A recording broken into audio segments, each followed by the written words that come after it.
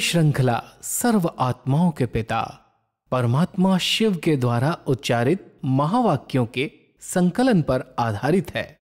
Om Shanti. Godlywood studio द्वारा प्रस्तुत अमूल्य रत्न में आप सभी का हार्दिक स्वागत है। 25 दिसंबर का दिन संपूर्ण विश्व में प्रतिवर्ष क्रिसमस डे अथवा बड़े दिन के रूप में मनाया जाता है। इस दिन क्रिश्चियन धर्म के लोग अपने घरों में क्रिसमस ट्री को सजाते हैं, एक दूसरे को उपहार भेंट करते हैं और माना जाता है कि इस दिन क्रिसमस फादर अथवा सांता क्लॉज सभी को मन इच्छित गिफ्ट प्रदान करते हैं।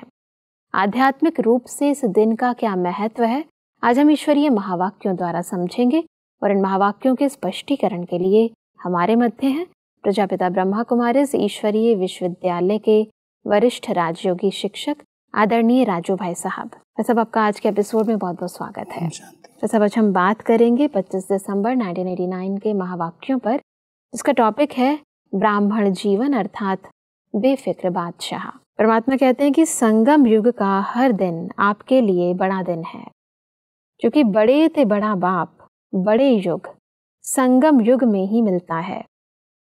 साथ साथ बाप द्वारा बड़े ते बड़ी प्राप्ति भी अभी होती है। परमात्मा सभी बच्चों को बड़े ते बड़ा पुरुषोत्तम अब बनाते हैं। सब वैसे तो संगम युग पूरे कल्प में सबसे छोटा युग है, परंतु परमात्मा ने इसकी बड़ी महत्ता बताई है। इसको थोड़ा स्पष्ट करें। क्योंकि इसी युग में बड़े से बड़ा बाप जी स्वयं अवतरित होते हैं और वो आकर के अपने बच्चों को सबसे बड़े से बड़ा बना देते हैं जी। उनके अंदर इतनी विशेषताएं भर देते हैं जो सारी दुनिया से वो श्रेष्ठ महान बन जाते हैं। इसलिए परमात्मा कहते हैं कि आप बच्चे बड़े से बड़े हो और संगम युग बड़े से बड़ा दिन है, क्योंकि बड़े से बड़े बाप के द्वारा परमात्मा के द्वारा आप सबको इतनी ऊंची पढ़ाई मिल रही है, इतनी ऊंची पालना मिल रही है। इसलिए ये युग संगम का युग ही पूरा बड़ा युग बड़ा दिन कहलाता है जी। जैसे परमात्मा कहते हैं कि मैंने आप बच्चों के लिए हथेली पर स्वर्ग का राज्य भाग्य लाया है। तो सबकी हथेली पर स्वर्ग का राज्य भाग्य है ना, जिसको कहते हैं तिरी पर बहिश्त। इससे बड़ी गिफ्ट और कोई दे सकता है? तो सब तिरी पर बहिश्त, इसको थोड़ा स्पष्ट करें। ये सिंधी शब्द है, तिरी इस हथेली को कहते हैं जी। तो हथेली पर स्वर्ग परमात्मा अपने बच्चों के लिए लेकर के आते हैं, एक सौगात लेकर के। जैसे कोई गिफ्ट दी जाती है, ऐसे ही परमात्मा को कहते हैं हेवनली गॉड फादर जी। तो वो जब आते हैं तो सतयुग की रचना करते हैं, सतयुग की स्थापना का कार्य करते हैं, अपने बच्चों को जैसे सतयुग की गिफ्ट दे देते हैं। इसलिए कहते हैं तिरी पर भिष्ट, सतयुग को लेकर के परमात्मा आए हैं अपने बच्चों को ये वर्षा देने के लिए जी। परमात्मा कहते हैं कि आप आत्माओं को बाप ऐसी गिफ्ट देते हैं जो इस जन्म में तो साथ है ही, लेकिन जन्म जन्म साथ रहेगी। दुनिया वाले कहते हैं खाली हाथ आए और खाली हाथ जाना है, लेकिन आप क्या कहेंगे? आप फलक से कहते हो कि हम आत्माएं बाप द्वारा मिले हुए खजानों से भरपूर होकर जाएंगी और अनेक जन्म भरपूर रहेंगी। 21 जन्मों तक यह गिफ्ट साथ रहेगी। सब परमात्मा के बच्चों की जो मान्यता है और दुनिया में जो मान्यता है, इन दोनों के अंतर को स्पष्ट करें। दुनिया में तो कहते हैं मान लो सारी उम्र उसने कमाया, खूब पैसा इकट्ठा किया, लेकिन जब शरीर छोड़ता है तो सब यहीं का यहीं रह जाता है, कुछ भी साथ नहीं लेके जाता। इसलिए कहावत है कि खाली हाथ आए, जब आते हैं तभी भी कुछ लेके नहीं आते और जब शरीर छोड़ करके जाते हैं तभी भी कुछ साथ लेके नहीं जाते। लेकिन परमात्मा अपने बच्चों को कह रहे हैं कि संगम युग पर आप बच्चों को इतनी अविनाशी गिफ्ट मिल जाती है, ऐसी सौगात मिल जाती है जो इस जन्म में भी वो सदा साथ रहती है। सतयुग त्रेता तक ये गिफ्ट 21 जन्मों तक आपके साथ ही रहती है। अविनाशी सुख संपत्ति संगम पर जो परमात्मा से हमें गिफ्ट के रूप में मिलती है, वो आधा कल्प तो सदा साथ रहती ही है। इसलिए परमात्मा कहता है आप बच्चे कह सकते हो कि हम तो भरतों हाथ बाबा के बच्चे बने हैं और भरतों हाथ ही हम शरीर छोड़ करके जाएंगे। अपने साथ ले करके ये अविनाशी कमाई पुण्य की पूंजी साथ जाएगी। इसलिए इस समय संगम पर हम अपने हाथों में अनुभव करें कि परमात्मा के द्वारा ऐसी अविनाशी गिफ्ट प्राप्त होती है। परमात्मा आगे कहते हैं कि रूहानी फखुर में रहने वाले किसी भी बात का फिक्र नहीं करते, बेफिक्र बादशाह बन जाते हैं। अभी के भी बादशाह और भविष्य में भी राजाई प्राप्त करते हो, इसलिए सबसे बड़ी और सबसे अच्छी यह बेफिक्र बादशाही है। यही बादशाही संगम पर परमात्मा से अपने बच्चों को प्राप्त होती है। जी। कोई भी प्रकार की दुनिया कितनी फिक्रातों में है, कल क्या होगा, अनेक प्रकार की चिंताएं लोगों को फिक्रातें लगी हुई हैं, लेकिन हम जब परमात्मा के बच्चे बन जाते हैं तो सारी फिक्र हमारी वो सब ले लेता है और कहता है बच्चे तुम बेफिक्र बादशाह बन करके रहो। जी। जो कुछ हम मेरा मेरा समझ रहे थे वही फिक्रात का कारण था। अब हमने सब कह दिया ये सब आपका है, मेरा को तेरा बना दिया और हम सब बेफिक्र बादशाह बन गए। जी। तो परमात्मा कहता है जो आप बच्चे इस समय फिक्रातों की दुनिया में रह करके बेफिक्र बादशाह बन करके रहते हो, तो संगम पर ये बादशाही जिसके पास है, कोई भी गम नहीं, कोई भी चिंता फिक्र नहीं, वो सतयुग त्रेता में भी विश्व की बादशाही प्राप्त कर लेते हैं। जी। तो संगम की बादशाही और यही बादशाही भविष्य में भी बादशाह बना देती है। परमात्मा कहते हैं कि ब्राह्मण जीवन अर्थात बेफिक्र बादशाह, ब्रह्मा बाप बेफिक्र बादशाह बने तो क्या गीत गाया, पाना था सो पा लिया, काम बाकी क्या रहा। आप क्या कहते हो, सेवा का काम बाकी रहा हुआ है, लेकिन वह भी करावनहार बाप करा रहे हैं और कराते रहेंगे। हमको करना है, इससे बोझ हो जाता है। बाप हमारे द्वारा करा रहे हैं तो बेफिक्र हो जाएंगे। बेफिक्र बनने की ये बहुत सुंदर विधि है। जी। कराने वाला करा रहा है। कई सोचते रहते हैं ये करना है, ये करना है, ऐसी सेवाएं करनी है। परमात्मा कहता है सेवाओं का भी फिक्र क्यों। ब्रह्मा बाबा अपने जीवन में सदा ही बेफिक्र बादशाह बन करके रहे। पाना था सो पा लिया, काम क्या बाकी रहा, परवाह थी पार ब्रह्म में रहने वाले की, वो मिल गया। ऐसा बाबा को शुरू से ही नशा था। जी। इसलिए कोई भी बात की फिक्रात नहीं, क्योंकि जो हम कहते हैं ये कार्य बाकी है, इतनी स्थापना का कार्य बाकी है, इतने लोगों को भी तक संदेश देना है, परमात्मा कहता है इसकी भी फिक्र तुम बच्चों को क्यों करनी चाहिए। जब कराने वाला करा रहा है, आप सिर्फ निमित्त बने हुए हो, बाबा अपने आप करा लेगा। जी। आप अपनी स्थिति को बिल्कुल बेफिक्र बादशाह की बनाओ, किसी भी प्रकार की गम चिंता न हो, तब कहेंगे बेफिक्र बादशाही। परमात्मा आगे कहते हैं कि सेवा में सफलता का सहज साधन ही यह है, कराने वाला करा रहा है। अगर मैं कर रहा हूँ तो आत्मा की शक्ति प्रमाण सेवा का फल मिलता है। बाप करा रहा है तो बाप सर्वशक्तिवान है, कर्म का फल भी इतना ही श्रेष्ठ मिलता है। तो सदा बाप द्वारा प्राप्त हुई बेफिक्र बादशाही, वह हथेली पर स्वर्ग के राज्य भाग्य की गॉडली गिफ्ट स्मृति में रखो। बाप और गिफ्ट दोनों की याद से हर दिन तो क्या, लेकिन हर घड़ी बड़े ते बड़ी घड़ी है, बड़ा दिन है, ऐसी अनुभूति करेंगे। सब सेवा में सफलता प्राप्त करने की इस विधि को स्पष्ट करें। जहाँ पर सेवा में मैंपन आता है कि मैं कर रहा हूँ, तो जितनी मेरे पास शक्ति है उतनी सेवा में सफलता है। और जब ये स्मृति रहती है कि कराने वाला बाबा हमसे करा रहा है, तो वो सर्वशक्तिवान है, सर्व शक्तियाँ उसके साथ हैं, इसलिए हर कार्य में सफलता होनी ही है। तो एक तरफ कर्म हम कर रहे हैं, लेकिन कराने वाले की स्मृति है, और साथ साथ हम बेफिक्र बादशाह हैं, कोई भी फिक्र करने की जरूरत नहीं, क्योंकि परमात्मा का कार्य है, उसको सफल करना ही है, होना ही है।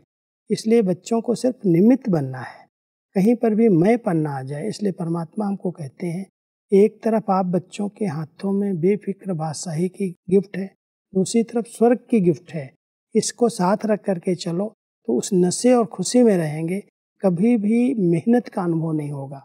जी। परमात्मा कहते हैं कि आप तना से निकले हुए हो, ये सब शाखाएं हैं, यह सभी धर्म आपकी शाखाएं हैं ना, कल्प वृक्ष की शाखाएं हैं, इसलिए वृक्ष की निशानी क्रिसमस ट्री दिखाते हैं। सब इस निशानी को थोड़ा स्पष्टता से बताएं। परमात्मा कह रहे हैं जो क्रिसमस ट्री बनाते हैं क्रिसमस के दिन, उसमें भी ये आपका यादगार जो हमारा कल्प वृक्ष का चित्र है, जिसके तने में हम सब बैठी हुई तपस्वी आत्माएं संगम युग पर पूरे वृक्ष को सकाश दे रही हैं। इससे पहले आदि सनातन देवी देवता धर्म की स्थापना होती है और उसके बाद ट्यूब्स के रूप में अनेक शाखाएं निकलती हैं।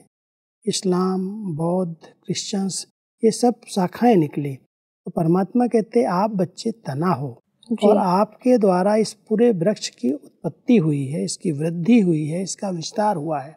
इसलिए उस स्मृति में रह करके पूरे ही तने को, पूरे ही इस वृक्ष को सकाश दो, शक्ति दो, क्योंकि आप सभी पूर्वज आत्माएं हो और पूर्वजपन की स्मृति से तने में बैठ करके अपने पूरे वृक्ष को देखो कैसे इसकी वृद्धि और विस्तार हुआ है। परमात्मा के कहते हैं कि कौन सा बाप ग्रेट ग्रेट ग्रैंडफादर है। बाप ने ब्रह्मा को आगे रखा है, साकार सृष्टि की आत्माओं का आदिपति आदिनाथ ब्रह्मा है, इसलिए ग्रेट ग्रेट ग्रैंडफादर है। मतलब वहाँ पर सेंटा क्लॉज दिखाते हैं और यहाँ हम ग्रेट ग्रेट ग्रैंडफादर ब्रह्मा बाबा की तुलना कर रहे हैं उनसे। इसको थोड़ा स्पष्ट करें। शिव बाबा को गॉड फादर कहते हैं क्योंकि वो सर्व आत्माओं का पिता है जी। लेकिन सर्व धर्म जो निकले उन सर्व धर्म पिताओं का भी पिता, जितने धर्म पिताए हुए हैं उन सब का भी पिता, क्योंकि वो निकला कहाँ से, तना तो एक ही है और उस तने की जो जड़ है आदिनाथ आदि देव वो प्रजापिता ब्रह्मा है। इसलिए प्रजापिता ब्रह्मा को कहते हैं ग्रेट ग्रेट ग्रैंड फादर जी, क्योंकि शाखाएं जितनी निकली हैं वो इसी एक धर्म से निकली हैं और उन धर्म पिताओं का जो पिता है वो ब्रह्मा बाबा है जी। इसलिए परमात्मा कहते हैं इसके द्वारा ही पूरे वृक्ष की उत्पत्ति हुई है। साकारी पिता है, आदि पिता है, इसलिए ये ग्रेट ग्रेट ग्रैंडफादर है। इसी आदि पिता के द्वारा पूरे वृक्ष की जैसे पालना होती है। परमात्मा आगे कहते हैं कि असोच बनने से ही सेवा बढ़ेगी, सोचने से नहीं बढ़ेगी। असोच बन बुद्धि को फ्री रखेंगे तब बाप की शक्ति मदद के रूप में अनुभव करेंगे। सोचने में ही बुद्धि बिजी रखेंगे तो बाप की टचिंग, बाप की शक्ति ग्रहण नहीं कर सकेंगे। बाबा और हम कंबाइंड हैं, करावनहार और करने के निमित्त मैं आत्मा। इसको कहते हैं असोच, अर्थात एक की याद। शुभ चिंतन में रहने वाले को कभी चिंता नहीं होती। जब परमात्मा ने चिंता मुक्त रहने की हमें जो विधि बताई है इसको थोड़ा स्पष्ट करें। कई बार हम सेवाओं के इतने संकल्प रच लेते हैं जो हमारे सोचने में ही सारा समय चला जाता है जी। ये करेंगे, ये करेंगे, ये करेंगे। परमात्मा कहते हैं जब तक आप असोच नहीं बने, माना सोचना बंद नहीं किया, तब तक परमात्मा की यथार्थ टचिंग आपको नहीं आएगी जी। जब परमात्मा करावनहार है, आपके साथ कंबाइंड है, वो करा रहा है, तो उसकी याद में आप शुभ चिंतक बन करके रहो जी। जो उसको कराना है वो आपके द्वारा अपने आप करा लेगा। बिल्कुल। इसलिए किसी भी प्रकार की फिक्र करना, चिंता करना, बहुत सोचना, ऐसा करना, ऐसा करना, कई लोग सोच सोच करके अपने दिमाग को बहुत भारी कर लेते हैं। परमात्मा कहता है बहुत हल्के रहो, कराने वाला कराएगा। आप कंबाइंड समझ करके अपने संकल्पों को शांत रखो, शुभ चिंतक बनो और बाबा आपसे सब कार्य अपने आप करा लेगा। चिंता मुक्त इसी से बनेंगे जब सब चिंताएं बाबा को अर्पित कर देंगे। बिल्कुल। परमात्मा के कहते हैं कि जो रोज अमृत वेले दिल खुश मिठाई खाते हैं वो स्वयं भी सारा दिन खुश रहते हैं और दूसरे भी उनको देख खुश होते हैं। यह ऐसी खुराक है जो कोई भी परिस्थिति आ जाए, लेकिन यह दिल खुश खुराक परिस्थिति को छोटा बना देती है, पहाड़ को रुई बना देती है। इतनी ताकत है इस खुराक में। सब दिल खुश मिठाई की खुराक को स्पष्ट करें। हमारी दादी जी को दिल खुश मिठाई बहुत अच्छी लगती थी जी। एक मिठाई का ही नाम दिल खुश था। लेकिन बाबा ये जो मिठाई खिला रहे हैं कि सवेरे सवेरे अपने दिल को ऐसे शुद्ध पवित्र संकल्प दो जो खुशी के अंदर जैसे आत्मा प्रफुल्लित हो जाए और उस दिल खुश मिठाई के आगे कोई भी बड़े से बड़ी बात आएगी वो छोटी हो जाएगी। पहाड़ जैसी बात भी छोटी हो जाएगी। जो बहुत खुशी में नशे में रहते हैं उनके लिए कोई बड़ी बात नहीं लगती, कहते हो जाएगा, सब असंभव कोई है ही नहीं। तो परमात्मा कहता है सवेरे सवेरे आप दिल खुश मिठाई खाओ, अपने आप को खूब खुशी में ले आओ, प्रसन्न चित हो जाओ। अरे कौन मिला है, किसके हम बच्चे हैं। उस नशे और खुशी में अगर आप रहेंगे तो ये शक्तिशाली खुराक आपको कई बातों से बड़ी बातों से सहज पार करा देगी। कोई भी विघ्न आपको रोक नहीं सकेगा। परमात्मा इसीलिए कहते हैं कि देवताई खुशी और ब्राह्मणों की खुशी में भी फर्क है। यह ब्राह्मण जीवन की परमात्म खुशी, अतीन्द्रिय सुख की अनुभूति देवताई जीवन में भी नहीं होगी। इसलिए इस खुशी को जितना चाहे मनाओ, रोज समझो आज खुशी मनाने का दिन है। सतयुग के अंदर देवी देवताएं तो आपस में खुशियां मनाएंगे, जी। खेलेंगे, खाएंगे, पिकनिक करेंगे, लेकिन संगम युग पर परमात्मा के साथ जो हम सब मिलन मनाते हैं, उनसे इतनी प्राप्तियां करते हैं, तो परमात्मा कहता है इस संगम की जो खुशी है, जो आप बच्चों को प्राप्त है, वो देवी देवताओं को भी प्राप्त नहीं है, क्योंकि आंतरिक अतीन्द्रिय सुख की अनुभूति इस खुशी में होती है। परमात्मा मिलन की अनुभूति है, जो इन इंद्रियों के सुख से बहुत परे की स्थिति है। इसलिए परमात्मा कहता है केवल एक दिन खुशी मनाई, त्योहार के दिन खुश रहे नहीं, आप सदा ही ये खुशियाँ मनाते रहो, क्योंकि सदा संगम पर परमात्मा के साथ आपका मिलन होता है, उनसे आपको इतनी सारी प्राप्तियां हो रही हैं, उस खुशी में सदा रहो। जी। परमात्मा आगे कहते हैं कि चाहे कोई ज्ञान को बुरा भी समझते हो, फिर भी खुशी की जीवन को देखकर मन से अनुभव जरूर करते हैं कि इनको कुछ मिला है, जो खुश रहते हैं। बाहर अभिमान से न भी बोलें, लेकिन अंदर महसूस करते हैं और आखिर तो झुकना ही है।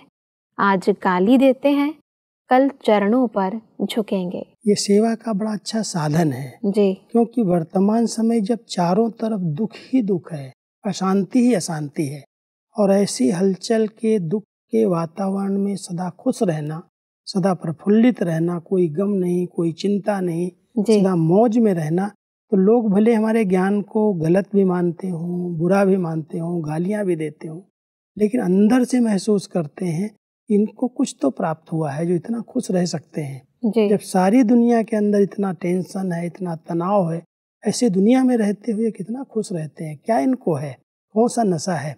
तो अंदर अंदर से आपकी बातों को स्वीकार करते हैं, लेकिन ऊपर अभिमान के कारण झुकने के लिए तैयार नहीं होते। लेकिन परमात्मा कहते वो समय आएगा जो ये सब आपके आगे झुकेंगे कि आपको जो मिला है हमें नहीं प्राप्त हुआ है। जी। परमात्मा की कहते हैं कि रूहानी गुलाब अर्थात कभी भी रूहानियत से दूर होने वाला नहीं। जैसे फूलों में खुशबू समाई हुई होती है ना, अलग तो नहीं होती है ना, ऐसे आप लोगों में रूहानियत की खुशबू समाई हुई है। आर्टिफिशियल बाहर की नहीं है, समाई हुई है। या कभी कभी खुशबू डाल देते हो, आप खुशबूदार बनते हो, इसलिए मंदिरों में आपके जड़ चित्रों के आगे भी सदैव खुशबू जलाएंगे। ये बहुत सुंदर विधि परमात्मा संगम पर हम जितना रूहानियत से संपन्न रहते हैं, ये रूहानियत की खुशबू है, देह अभिमान वाली बदबू नहीं है। तो परमात्मा कहता है जो आत्माएं संगम पर रूहानियत में रहती हैं, इस खुशबू से रूहानी गुलाब बन करके रहती हैं, उनके जब मंदिर बनते हैं तो मंदिरों में भी सदा खुशबू की सुगंध फैलती रहती, कुछ न कुछ। तो मंदिर के चारों ओर आपको खुशबू जरूर मिलेगी।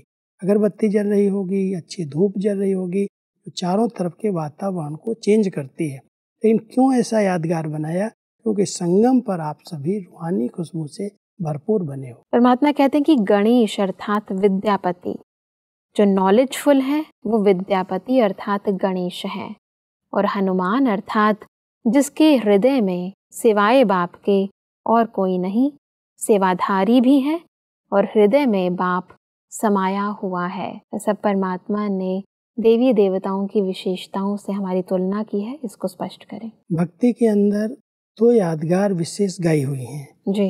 एक गणेश की बहुत पूजा होती, श्री गणेश, हर जगह पर उनको विद्यापति विघ्न विनाशक कह करके याद करते, उनको सामने रख करके ही कोई कार्य शुरू करते हैं। जी। और दूसरा हनुमान, जो बहुत महावीर गाया हुआ है, हर परिस्थिति को उसने बहुत सहज पार करवा दिया। तो परमात्मा कहते हैं संगम पर आप बच्चे श्री गणेश की तरह विद्यापति नॉलेजफुल बन करके जब उस स्थिति में रहते हो, जो नॉलेजफुल आत्माएं हैं उनको पहले से ही पता चल जाता है कौन सा विघ्न आएगा और कैसे हम पार कर लेंगे। तो एक तो हमें विद्यापति नॉलेजफुल गणेश के समान बन के रहना है, दूसरा जो हनुमान की यादगार बनाई है, वो सदा उसके दिल में राम बसता है और सदा निरहंकारी होकर के सेवा में हाजिर रहता है। संगम पर ऐसी श्रेष्ठ स्थिति में जो आप रहे हो, उसकी यादगार भक्ति के अंदर भिन्न भिन्न रूपों से पूजी जा रही है जी। तो परमात्मा कहते हैं यही दो यादगार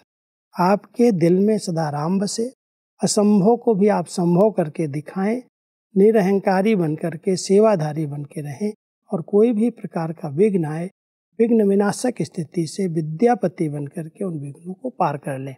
इसके यादगार भक्ति में गाए और पूजे जाते हैं। जैसे परमात्मा कहते हैं कि मन और बुद्धि की आदत है चक्र लगाने की, चाहे ज्ञान का चक्र लगाओ और चाहे व्यर्थ चलाओ, लेकिन चक्र चलता जरूर है। आप स्वदर्शन चक्र चलाओ तो और चक्कर खत्म हो जाएंगे। ऐसा स्वदर्शन चक्र से दूसरे चक्र कैसे खत्म होते हैं, थोड़ा स्पष्ट करें। कई प्रकार के संकल्प विकल्प चलते ही रहते हैं। संकल्प मन का काम है चलना, और मन बुद्धि अगर हम यथार्थ की तरफ, जो हमारे काम की बातें, उन्नति की बातें हैं, उसमें नहीं चलने देंगे तो व्यर्थ की तरफ जाएगा। बिल्कुल। इसलिए परमात्मा कह रहे हैं स्वदर्शन चक्र घुमाओ, आपके अनादि आदि पूज्य स्वरूप का चिंतन करो जी। कैसे मैं आत्मा इस सृष्टि चक्र के अंदर पाठ बजाने के लिए आई, स्व का दर्शन करो तो व्यर्थ के दर्शन से, व्यर्थ बातों से आप स्वतः मुक्त हो जाएंगे, छूट जाएंगे, क्योंकि स्वदर्शन चक्र अनेक चक्रों से छुड़ाने वाला है।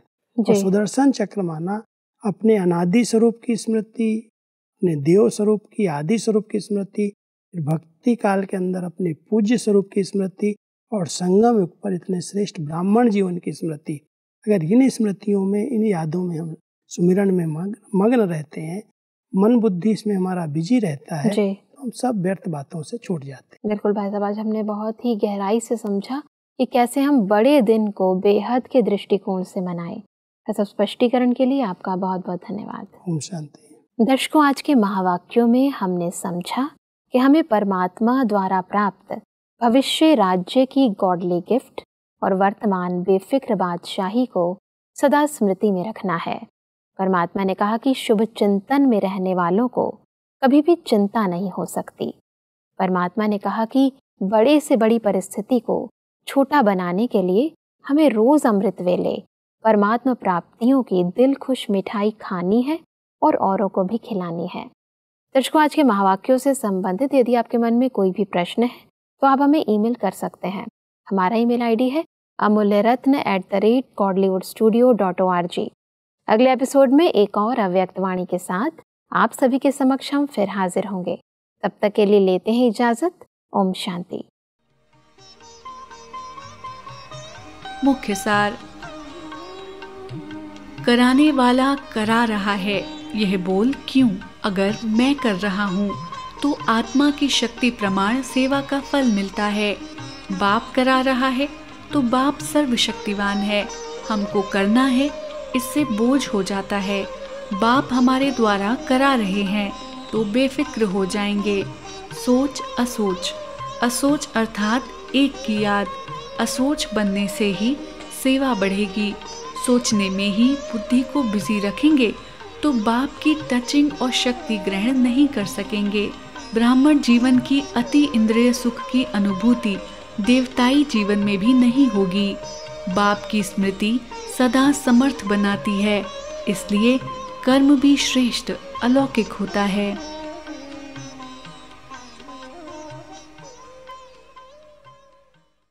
अधिक जानकारी के लिए संपर्क करें Amulya Ratan Godlywood studio, Manmohini Van, Shantivan post, Abu road 307510, district Sirohi, Rajasthan. Email ID है amulyaratn@godlywoodstudio.org। इस श्रृंखला को प्रजापिता ब्रह्मा कुमारीज ईश्वरीय विश्वविद्यालय के सेवा केंद्रों पर क्लास में नियमित रूप से चलाने के लिए गॉडलीवुड स्टूडियो से संपर्क करें।